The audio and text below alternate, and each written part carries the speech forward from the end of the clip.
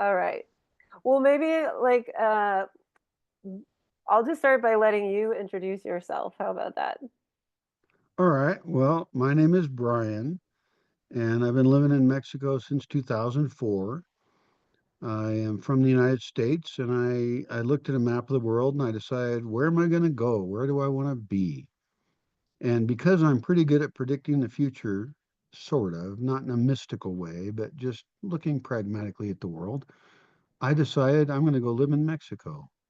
And I had been in Mexico before, and I chose a place, the best place, in my opinion. And I moved here, but now it's been 21 years I've been in Mexico. Mm. And so I do have an interest in the topic that we're going to talk about, which is dying in Mexico, because this is my home now.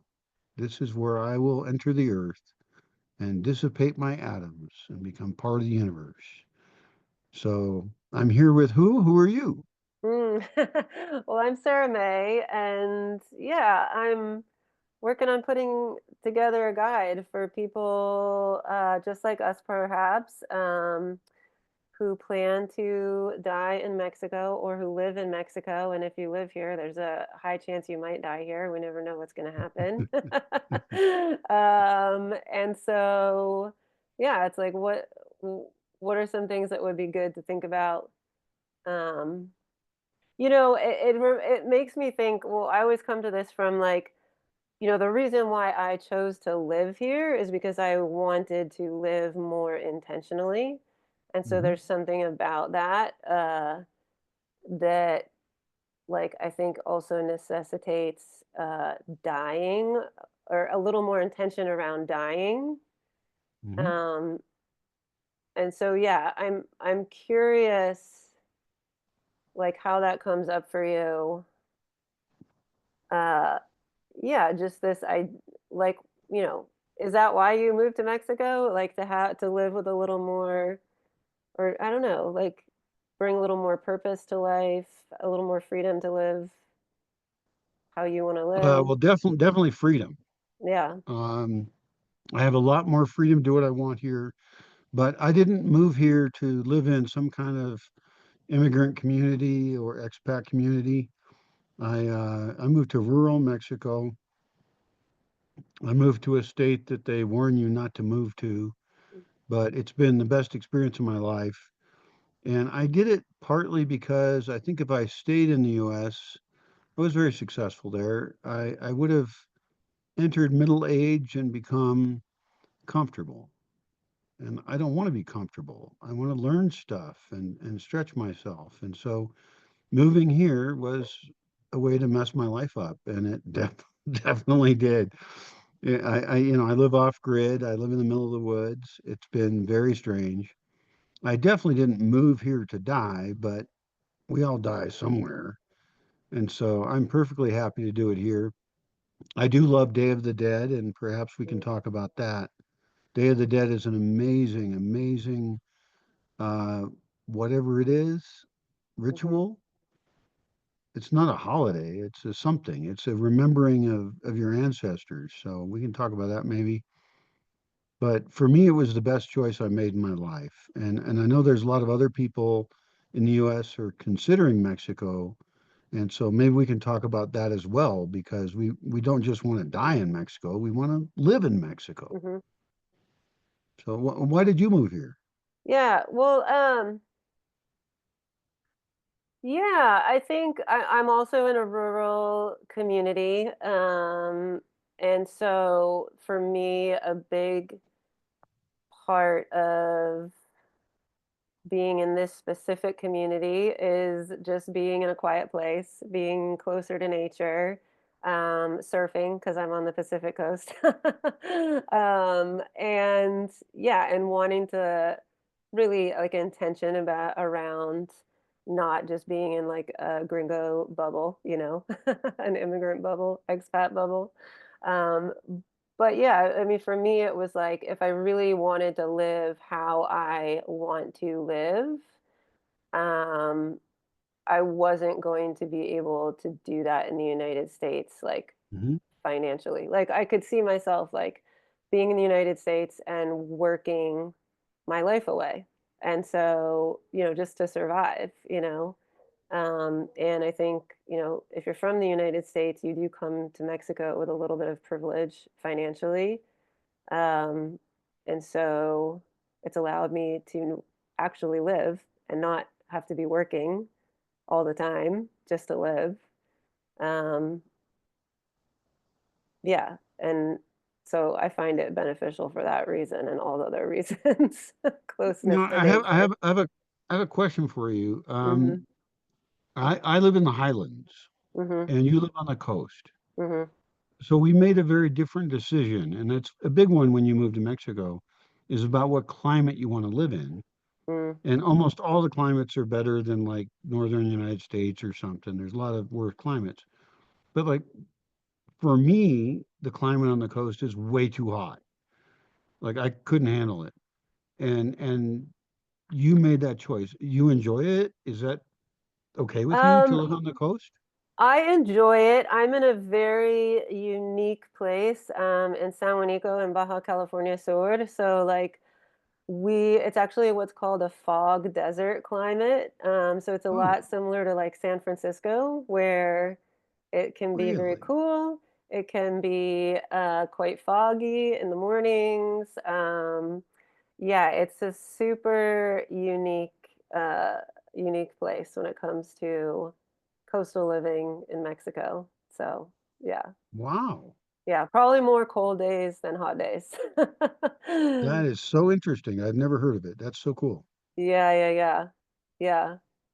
Yeah, so, one thing I mean, yeah, and then part of it is like, well, why Mexico? Because there's a lot of places in the world where you can live less expensively than the United States. Yeah, and I really found like that you know, the people in Mexico are amazing, are super, super friendly and welcoming and lovely. And you mentioned Day of the Dead. And so maybe, yeah, share a little bit more about like Day of the Dead specifically, or just what parts of the culture resonate with you.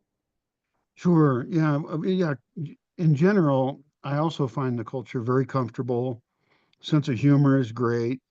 People are not uptight about much. It's like, let's just have a good time, have some parties, take care of the kids, eat some food.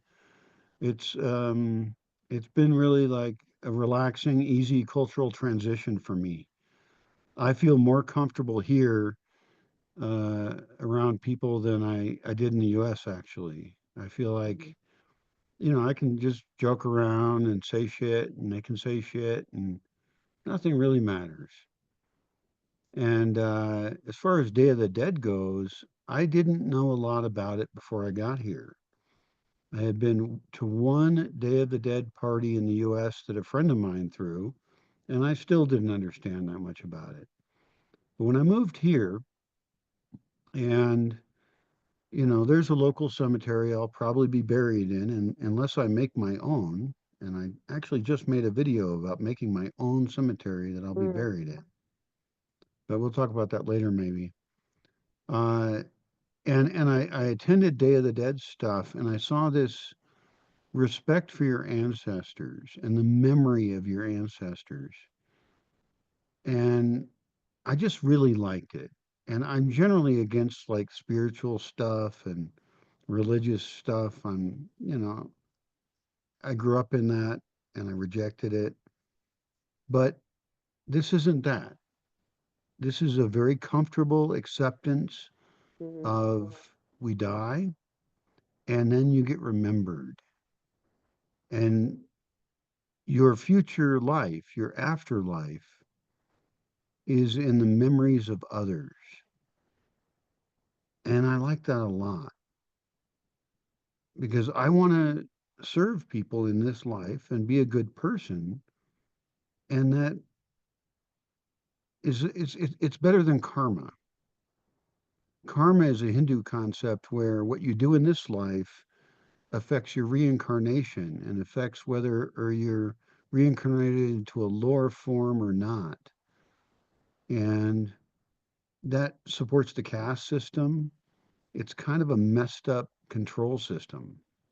This is not that.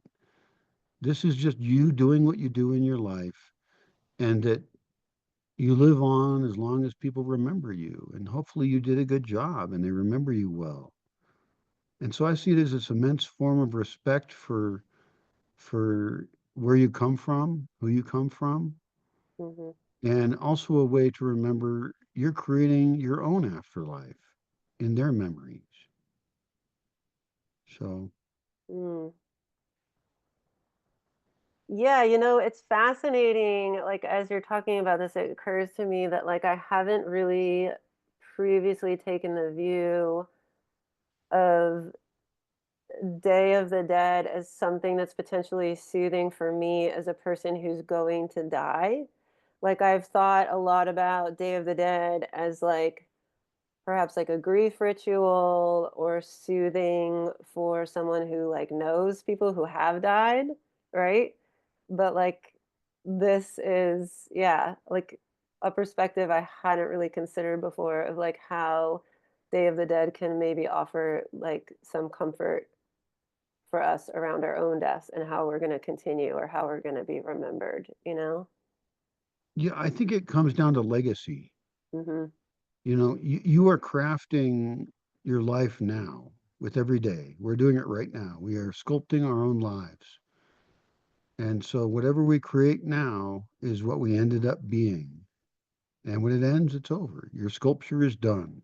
Your personal artistic sculpture of sculpting your own life. And that legacy affects everybody. And so I'm sorry for the people I've hurt because I have. I've said things I shouldn't have said probably, definitely. And I've done a lot of things to help a lot of people. And I'm very proud of those. My own father talked to me as he was getting older about his legacy and how much he cares about that. And I care about my legacy. I protect a forest. That's my current project. I'm protecting a forest against becoming cut down for monoculture. Mhm. And that's my baby. I don't have children. I have no heirs. So my future is this forest's future. And I think it is good that you're realizing that is what really matters is like what did we create in our lives? What effect did we have on people? I mean, not that you didn't realize it before. I don't know you, but I think that's maybe all that we can do is serve well and die well. Mhm. Yeah. Yeah, thinking a bit more about yeah, the legacy, the imprints, you know, negative and positive that we leave behind. Yeah. Um, yeah, yeah, and for me, this attention to planning for the end of life is in large part about that. Yeah, like about kind of I don't want to say like cleaning up our mess, so to speak, or but just like leaving cleanly. It is Yeah. related to yeah, what we leave behind. Even in terms of like the work we might leave behind for others if we haven't planned. Um, I don't even have a will, which is yeah. awful. I have to have a will. And so, yes, as you write your book about, or whatever it is you write about for making pragmatic plans, I have to have a will to protect this forest. I have to put it into a land trust or find somebody I can trust because this is my baby. Hmm. And if I die today, which you never know, I could have a stroke or heart attack, then the forest will be cut down for monoculture, and that would be a failure. That would be my failure. So I'm not ready. And so I'm really happy you're writing this book. Hmm. Yeah. Have you looked into what, like, yeah, the possibility of that, the possibility of forming some kind of like protections around your land, yeah. Yeah, and I'm not a lawyer in Mexico or anything, but I do have a nonprofit in Mexico, but it is not functional enough for me to trust it with my land. I have another nonprofit I would like to form that I could then give it to, but there would have to then be trusted people controlling the nonprofit Mm-hmm. because nonprofits don't just magically exist on their own, right? They Mm-hmm. have to be controlled by people who you can trust. And, you know, I have major trust issues. I don't trust anybody. Mm-hmm. So, so far, I've found no one I can give the land to. Sure, I could give it to the federal government. I could make it the 30 something largest national park in Mexico, which would be pretty small. But I don't want to trust the federal government with it. I don't trust governments. I could give it to the municipio, the county that I'm in, and that would be cool, actually, not too bad, because I know a lot of people around here. I stand out, obviously, because I look weird. So that'd be cool, but I don't know what they would do with it, and they would probably just sell it or whatever. And so essentially, I don't know who to give it to. So I think I have to create an organization that will protect the land and have people living within it. In other words, I might have to create like an intentional community of people who agree with a lot of my values. And a lot of those values are related to taking care of the earth, in particular with food forest farming, making the forest itself be super biodiverse, making it so people can live in a forest and enhance it instead of destroy it, which is what generally humans tend to do. We destroy Mm-hmm. anything we're near. So I don't know. I'm confused, to be honest, about what to do. Yeah. Yeah, I've definitely found, when it comes to the law in Mexico, and especially when it comes to all the documents that we could potentially create around end of life planning, like this question of like, but who is going to be like the actual real living person that's going to advocate for these documents to be adhered to? Like it always comes down to like, but who is going to yeah, like continue on with this or make sure that that whatever's written on a legal piece of paper actually gets read or followed or paid attention to. And so um yeah, I think that's been like um somewhat scary and somewhat like for me like a fascinating challenge in a way of like, oh, like to make anything work in Mexico, it's really about the people that you connect to. It's not about like what ends up getting written down on a piece of paper. It's like it's connecting to actual people. Yeah. Yeah. Yeah, I mean that's true. And that's true for my own survival. Hmm. Like I found that if you connect really well with good families here, like I know families that I've trusted for well over a decade. And if I gave my land to them, they would be tempted to sell it. But maybe if I had a really good plan for it, and maybe if I could, this is one option I have, maybe if I could work well with them and create economic opportunities for them to use it well, I could protect it. And this is the fundamental conflict I'm in. And this is not the conflict most people are in that you're writing to, because I have this piece of forest, right? Hmm. Most people just have a house or something, and their problem will be, do I want to get cremated or do I want my body to get sent back to wherever they came from or whatever. There's a lot of details around that, but that's pretty easy.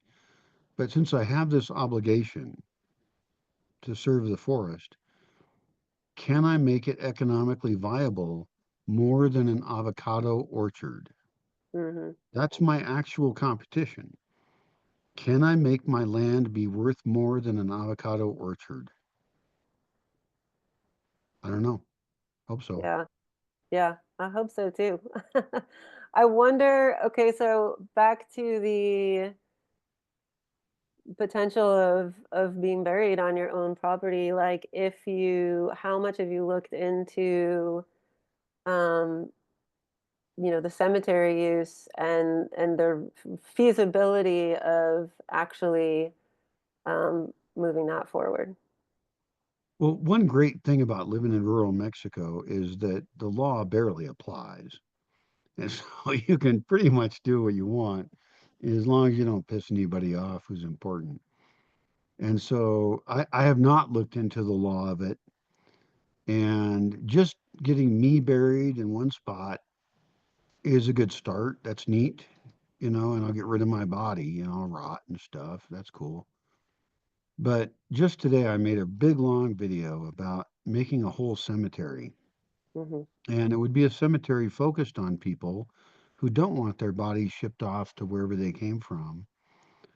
Just like where I come from in the States, there was a Jewish section and a Chinese section, where all the tombstones have their language on it and stuff. I could make like a world cemetery, and it could be a place that people could go and would actually be unusual. It would be a sculpture park cemetery. And so there'd be sculptures that you could be buried next to, and you could choose what sculpture, obviously, that you like that fits in with your values or something. And it would be a garden, so it'd be all nice, cool looking plants and stuff.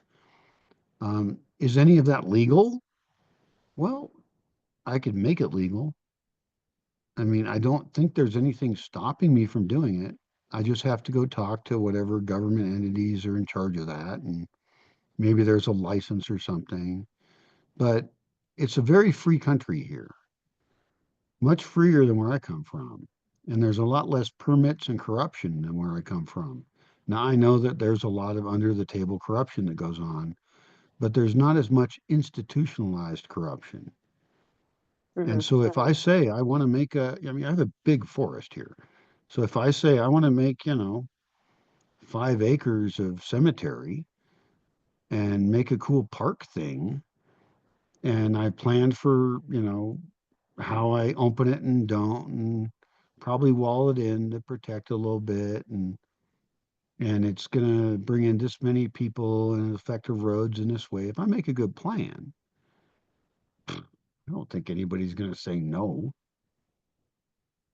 Yeah, well, it's nice to hear. I at least like around here. So in the state I'm in, obviously, well, I don't know if it's obvious or not, but you can't be buried on your own private property. There needs to be like, yeah, you need to be in a permitted cemetery.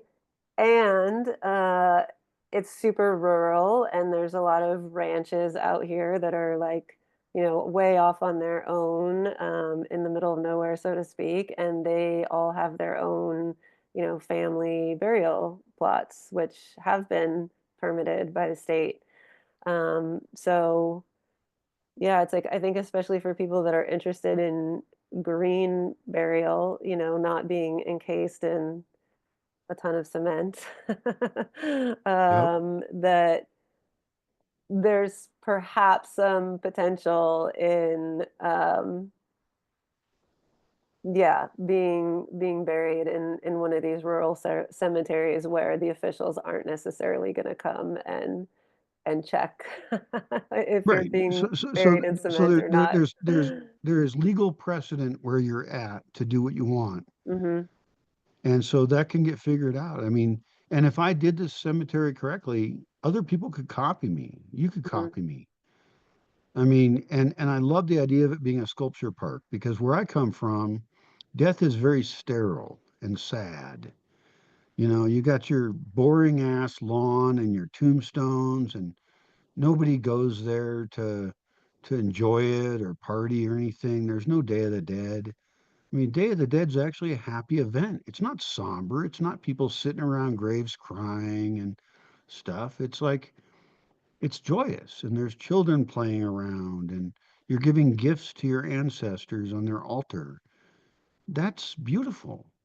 That's the way we should deal with death. And so I would love to create something that other people just copied anywhere in the world. Doesn't have to be in Mexico, doesn't have to be in Latin America. You know, it's like death doesn't have to be so scary. Birth is beautiful, right? Hmm. People come from nowhere and then they're born. Well, after they die, they go to nowhere and we can remember them still. That's beautiful. Yeah. Yeah, I do love this.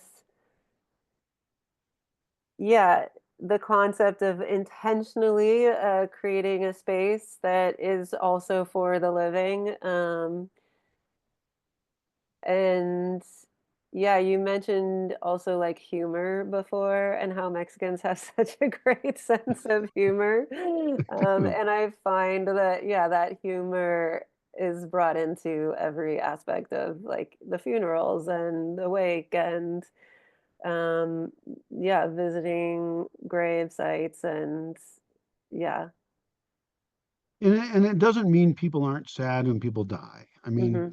I know a Mexican friend of mine who a little girl died that she was, very connected to. And, that still hurts her. It's not like they don't have pain about it. It's a horrible thing, especially when somebody young dies. But like I know a guy who is 100 years old or something. He keeps changing it every year. And he's this scrawny little guy who he makes charcoal. He's been making charcoal all his life. And he's deaf as hell now, and I'm moderately deaf. So our whole conversations are just like us kind of saying to each other, "Hey, it's a good day." And then he makes motions at me and we just say happy faces at each other. And it's like when that guy died, you know what? I'm not really going to be that sad because that guy won at life. Hmm. He's 100 years old and he's been working his ass off, making charcoal for how many generations? And he's been bringing it into town in his donkey. And then he rides his, because he's a little dude, he rides his donkey back from town 5 kilometers away. That is such a cool dude that it's kind of hard to be sad about a death when he does die, you know, like, because he won. He won and that he's happy. He won and that he has been here a long time and gotten a lot of life. Yeah. Yeah. Yeah. Yeah, and if I post a picture of that guy, I actually have the web page for the town near me. I made a web page before it was popular around here. And so I posted pictures of locals and then people that work up in the US, because a lot of people from here work up in the US. And if I post a picture of him, there's so many posts after that that are just loving him. They love this guy because I don't know, he's probably like a great great grandfather or something. I don't know. Hmm. Everybody loves that guy. And so death does not have to be sad. It's just the end of your adventure. Yeah.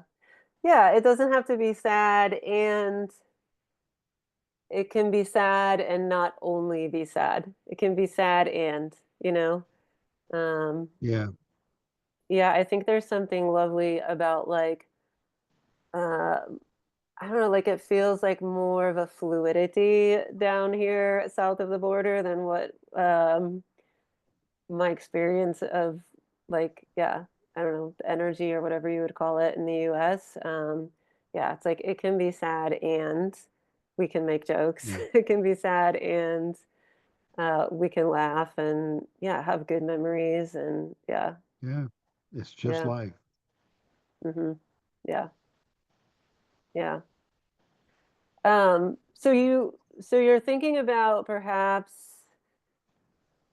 an intentional community or a land use that involves more people as a way of yeah, just getting more people involved in the land so that maybe there's a succession plan attached to that, more Yeah. people involved.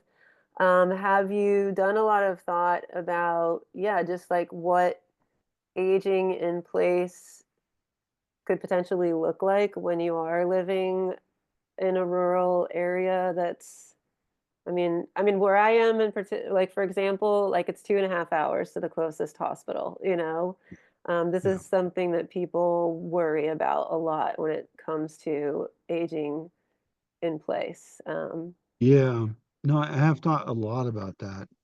Um, I've thought about hospice care and I've thought about retirement communities where you have a nice, safe, quiet space to be and you don't have to worry about a lot of stuff. And there's a supply chain to make it easy for you to get stuff. So you don't have to go drive around getting stuff.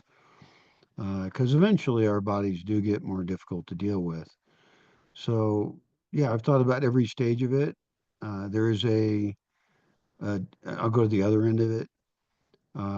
There is a training center near me for midwives, Mm, and that's really cool, actually. That's a great program. And there's a partner of a friend of mine who wants to set up a space for women to come before and after birth to relax and be in nature. And so all the way from cradle to grave, if you're going to think about community, you have to think about it all. And you got to think about how to raise the children well in a protected space where there have so many educational options and spaces for teenagers to rebel against you in a semi-controlled way so they don't do too much stupid shit. And then economic opportunities for younger people and remote work. Remote work is the best way to make money in Mexico, you know, and then how we can plant gardens to feed us and be self-sustainable to some degree. Of course, we won't be completely. And then as we age, how can we kind of solidify what we've given to life? And then as we get even older, how do we deal with the difficulties and can we design a community where you can have mobility, get around? And then, of course, there's the end. And, hospice is that, where mhm, we don't want to end up in a hospital. At least I don't want to end up in a hospital full of tubes. There is a time to go. And I want that to be easy for me. And mhm. then I'm gone. Yeah, I found that overwhelmingly the people that I've spoken to that live in Mexico, the people I speak to about dying in Mexico, yeah, overwhelmingly, um, they're super aware of wanting to have like keep a sense of agency about all the way to the very, very end, and not Yes. wanting to be in a hospital and not wanting to be connected to tubes and not wanting to have decisions like, stripped away from them, so to speak. Yes. So You there's, you you yeah, you own you. You yeah, own your life. And you don't want other people telling you how that ends. yeah, yeah. And so maybe this is a good place to ask about. So everywhere in Mexico, this concept of what's in some places in the US they call death with dignity. This concept of assisted dying is illegal everywhere in Mexico.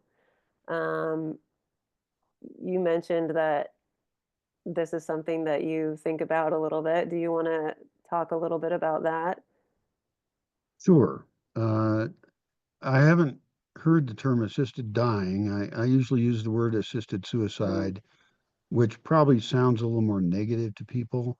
So maybe assisted dying sounds better.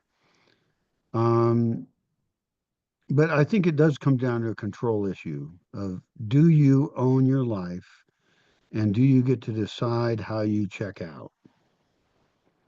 And I would like to decide how I check out. And in fact, I'm going to, whether it's legal or not. mm-hmm, I'll be in charge of that shit. My life, my body, my life. So my death. And I would like to do that, of course, in a way that doesn't upset other people. mm-hmm, I know that dying is very sensitive for people, and I don't, you know, I'll be dead, so what do I care? But I do care about people. I care about the feelings of people and stuff, and I would prefer it if it be legal. and I would like that to have medical options. I mean, I can always just blow my brains out. You can't stop me. But that's not very nice, is it? It's very messy and inconvenient and upsets people. It sounds angry to people. And so, taking some pills or something and checking out with medical help to make sure I don't mess it up would be probably a better idea. In other words, you might as well just legalize it. And I understand that it's controversial and upsetting to people. It's probably not something that the church would support. Mm, And that is an issue because the church is powerful among some people. But nobody else owns me. So you can either make me do it the ugly way, or I'll find a way to do it in a more comfortable way. But I choose. hmm. Yeah, yeah, it's not pretty to end things with a firearm at end of life, but at least as I'm aware, like in my rural area, the hard truth is that, I mean, not a lot, but a few people do this. Because they don't want to be a burden to their family, because they're in a lot of pain. There's not good, easy access to pain medication for end of life in Mexico, um, which makes me, uh, yeah, think a little bit about like the reality of, oh, if I want to do this with medication, how difficult is even that? Um, and it occurs to me too, if you've heard about this VSED, the voluntarily stopping eating and drinking, and if that is something you ever thought about or an option, or if that differs for you from assisted suicide. I think I'll have to ask you to explain that. There's a special visa for coming to Mexico to Oh, not eat and drink. sorry. VSED, it's the VSEAD or VSED. Um, so yeah, it's like an acronym that stands for voluntarily stopping eating and drinking. Um, and I don't think it's widely talked about, but this is a legal option for everyone at end of life. And yeah, at some point you just decide, I do not want to be fed. I'm not going to take in any more food or any liquids. Um, and then depending on your condition, you know, a day, 2 days, 14 days, you're no longer with us.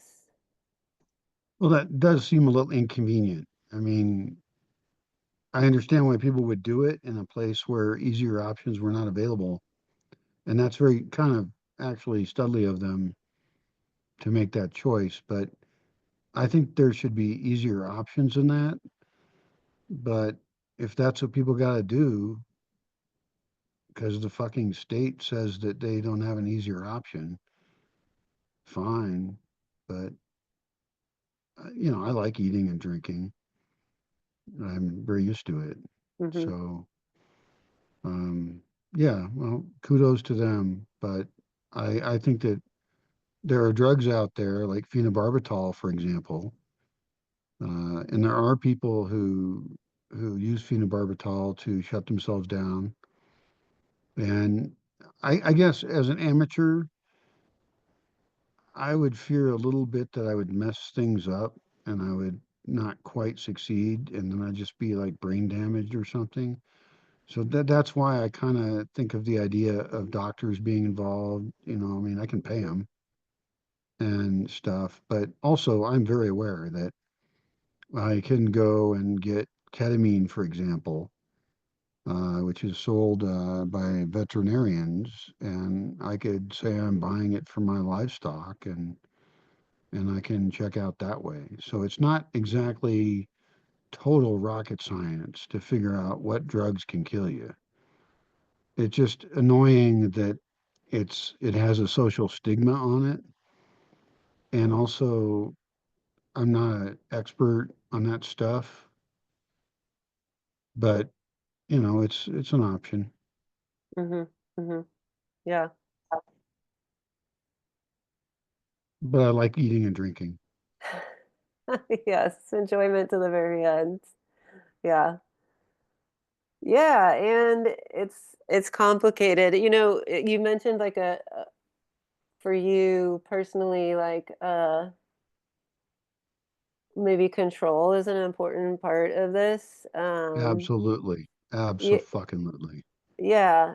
And so it's like the question becomes, at what point do we lose control at end of life? And that's really complicated, like where to draw that line, especially if, you know, if there's any cognitive decline, Yeah, what if I present. was incapacitated? Yeah. What if I was with dementia? Mhm.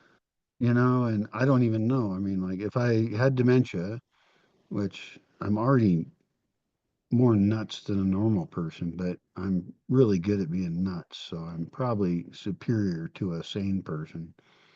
But if I actually had dementia of the brain where I was losing control of reality, uh, who knows? Maybe that'd be enjoyable. Um, I don't know the answer to that. I have not had personal experience with people with dementia. I haven't talked to them about it, and so I don't know that answer. Um, if there is the question of like there's some kind of a living will or something, or like no, there's a Mhm. like if you're no longer functional, at what point do people pull the plug, right? And I do need to write that up because if I'm not functional anymore, and I'm not, and I don't want there to be a lot of expenses, like medical expenses at the end of my life that I don't even have money to pay anyway. Just pull the fucking plug. I mean, I'll write that down and whatever. What's the name of that document? So a living will in Mexico, Oh, living will. yeah, voluntad anticipada. Okay. Yeah. Yeah. I mean, if I'm not working anymore, then don't keep me working. Why bother? I mean, so I'm a pretty simple guy. I'm very pragmatic. And I think that people just have a fear of death. Mhm. I think they're afraid to die, which we are evolved to have that fear. It's totally reasonable. We want to stay alive at all costs. Otherwise, we don't reproduce. And so we must stay alive to reproduce. We're evolved to reproduce. But rationally speaking, there's not like exactly a shortage of humans in the world. And I have a vasectomy, so it's not like I'm going to be reproducing. So I don't, if I'm not having fun anymore, then check me out. Mhm. And I've raised a lot of dogs. And this may seem like a stretch or a different topic, but it really isn't because it deals with the same exact issues as we deal with humans. I have had up to 12 dogs here. That's my highest number of dogs I've had at one time. And I've been here for 21 years. So that means I've seen a lot of dog death. And some of it hasn't been pretty, but there have been times where a dog gets old enough that I remember my first one. Oh, it's hard to talk about Mhm. Yeah. because even though I'm talking about death in a very cavalier way, uh, her name was Goldie, which is not exactly the most imaginative name for a golden, but she's a beautiful dog. And she birthed 8 dogs here, 8 puppies, and they were a terror. But she was just the sweetest dog. And I hired 2 veterinarians to come up to visit me and put her to sleep, which also means kill her. I'm not big on euphemisms.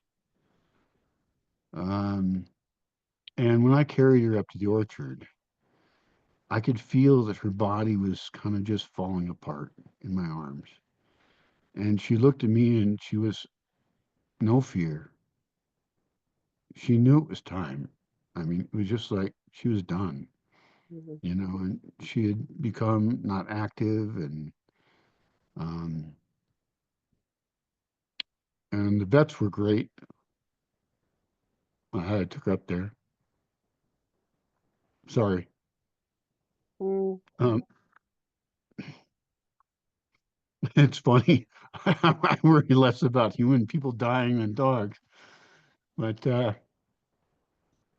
took her up there and they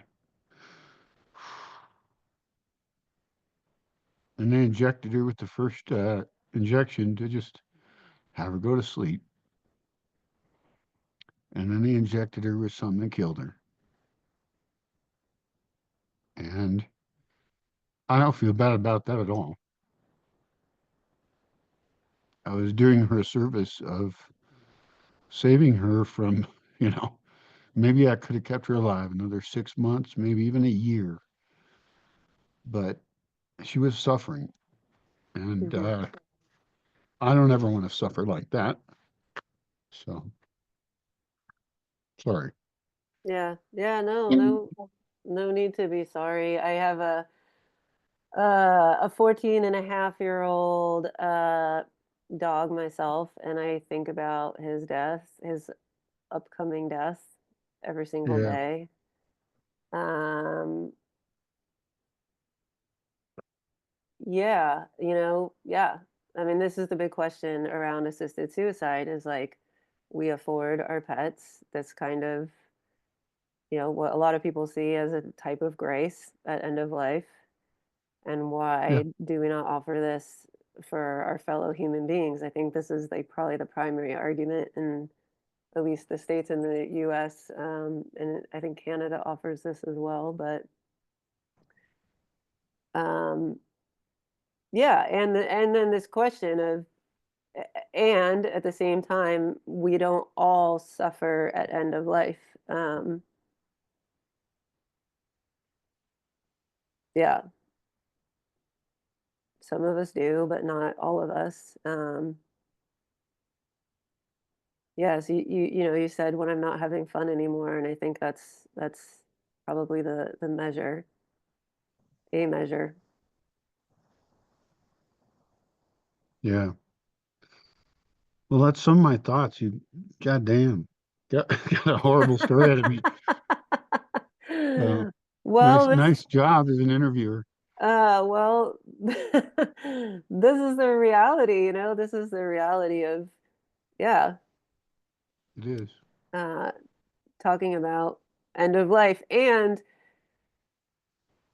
yeah, it's like an on some level, if talking about end of life is not evocative of these emotions, it's like, are we, I would question how much are we really connecting to what we're contemplating or what we're considering, you know?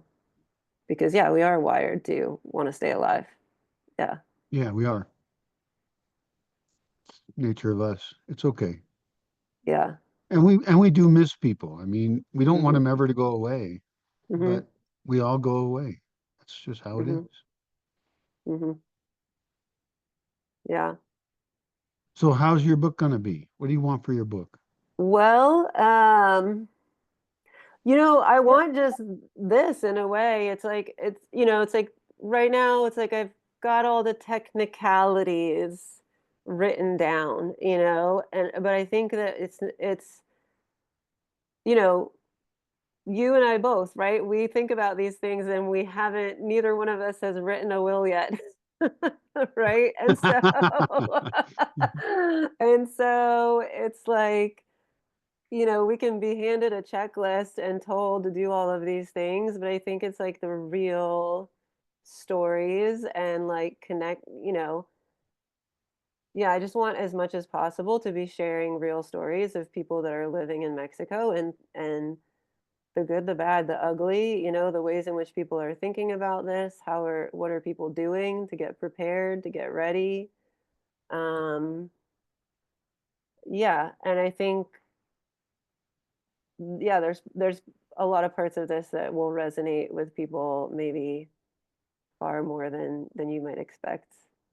Yeah. I think they need it. Yeah. And I've been here long enough, and a lot of people that move to Mexico are pretty old, and so they're going to die here. They're Hmm. retiring here, right? And so they're going to be here when they think about it. And I did hear a rumor. Some guy told me that if you die here, then somehow the consulate takes over and they ship your body back to the US and stuff. And I don't know, shipping bodies around seems really inconvenient to me. I don't even really like embalming. Embalming seems really weird. Like that's kind of Frankenstein weird shit. Like taking your blood out and putting weird chemicals in it and then shipping your body off to somewhere else where you weren't even living. And I'm just like, just, you know, stick me in the ground. I'm fine. But if you don't have control over that part, and this should probably be in your book, is that you have to direct them what to do with your body. Otherwise, they will do weird shit like fly it somewhere. It's Mm. like I don't even So get on planes when I'm alive, you know. so actually, yeah, it's good that you bring that up because the question always comes like who's paying for this, right? And so uh yeah, I think planning in general, I mean, there's many ways to take control, so to speak, over end of life and what happens to your body when you're gone. And just planning is one of them. Yeah, if you're or at least if you're from the US and you die in Mexico, they will not automatically embalm you and ship you back to the US because somebody has to pay for that.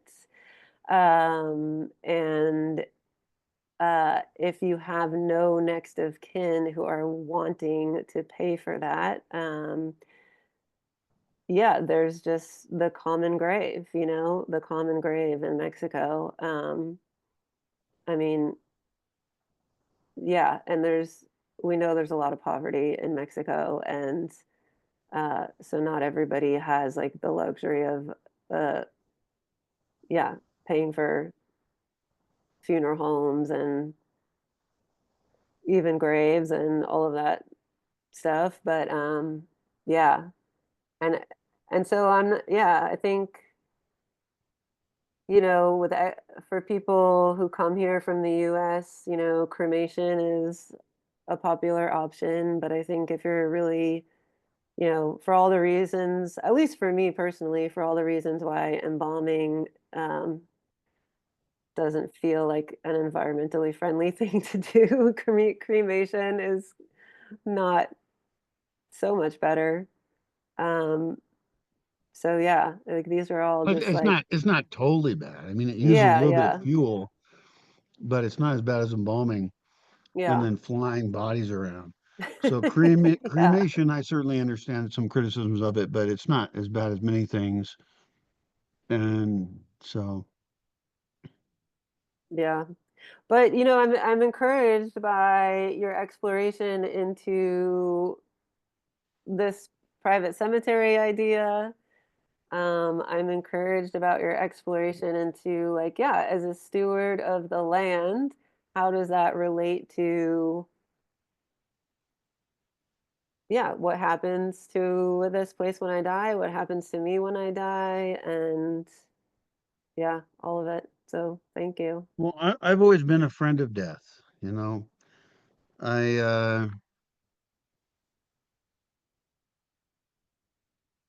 I've had a lot of near death experiences because I've had a really weird life and strange things have occurred to me. And so I'm okay with it. It's like it'll happen. I'm ready. Not today, preferably. I still haven't made a will. And it's really funny you're writing a book about it and you haven't made a will either. I That's know. really hilarious.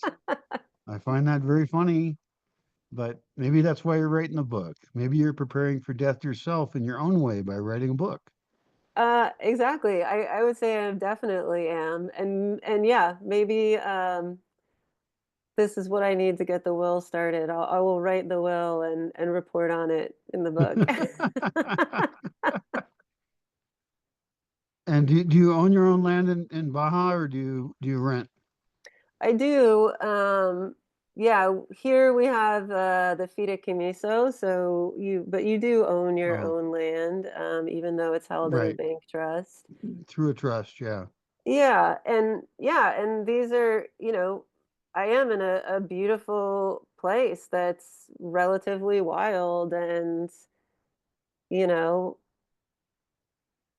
yeah, it's like, uh is it arrogant of me in a way to like really want to keep it that way? You know what I mean? I mean, just because I don't, not that I'm, just because like for me personally, it's just such a small little tiny parcel of, what's important to me, Um, and so sometimes I'm like, well, who am I to say, like, how is this little corner of the world, you know, supposed to remain after I'm gone? I think I would not have those same questions if I was stewarding a forest, you know? But yeah, I think everywhere, most places in Mexico where people from the US are going to find themselves, like, I don't know if they haven't already been built up to like, every square inch of it covered with buildings and properties. Like, yeah, it's a question. Like, can I keep some open space here? Yeah. No, I think that's great. I mean, you feel emotionally attached to the land. Yes. I think that matters a lot. Even if it's a small piece of land, you Hmm. care. We Yeah. all have to care for the land. That's how we survive. That's how we're not going to go extinct. I mean, society will probably still collapse. We'll probably all go extinct anyway. But the attempt at saving the world is noble. Hmm. And that's what we can do while we're alive. Yeah. Yeah. Absolutely. Should we end it there? Well, we've covered quite a bit.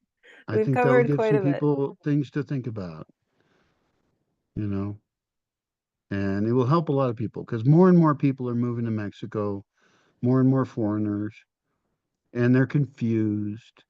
And there's lots of land scams out there waiting for them. They should avoid those. There's just so many, it's ridiculous. And so I hope that they don't lose their nest egg in Mexico. I hope that they find a community to invest in and that they find a land that they fall in love with. Hmm. I hope so too. Yeah. A community and a land they fall in love with. Yeah. Yeah. Yeah. Well, thank you. Thank you so much. These are important topics. A lot of people are a little bit hesitant to think about, but I don't think we should be shy. And I'm glad you're not shy about it. I'm glad you're taking it on head on and writing a book about it. You're going to help a lot of people with it. Well, I hope so. Yeah.